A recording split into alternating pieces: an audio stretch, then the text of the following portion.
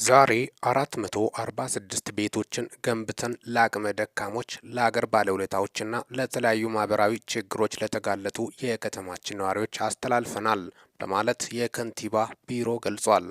በከተማችን ከህዝብ በምንሰበስበው ገቢ ከምናከናውናቸው ታላላቅ የልማት ስራዎች ጎን ለጎን በጎ ፈቃደኛ ባለሀብቶችንና የተለያዩ ተቋማትን በማስተባበር የአቅመ ደካሞችን ኑሮ የሚያሻሽሉ ሰው ተኮር ስራዎችን እየሰራን የምንገኝ ሲሆን በተለይ የተገፉና የፊታዊ ተጠቃሚነት እድል ያጡ የህብረተሰቡ ክፍሎች እንባ ስታበስ ማየት ደስታን ይሰጠናል። ዛሬ ካስረከብናቸው 446 ቤቶች ውስጥ በቦሌ ክፍለ ከተማ ጎላጎል አካባቢ የሚገኙትን ቤቶች ግንባታ ያገዙን የገቢዎች ሚኒስቴርን፣ የጉምሩክ ኮሚሽንንና የአዲስ አበባ ውሃና ፈሳሽ ባለስልጣንን እንዲሁም ሌሎች በጎ ፈቃደኛ ባለሀብቶችንና ተቋማትን በራሴና በነዋሪዎቻችን ስም ላመሰግናችሁ እወዳለሁ። ከንቲባ አዳነች አቤቤ ባሉበት ሆኖ ትኩስና ወቅታዊ መረጃዎችን ለማግኘት ሚኪታ ቦረንፎን ሰብስክራይብ በማድረግ ቤተሰብ ይሁኑ። ሰላም ቆዩልኝ።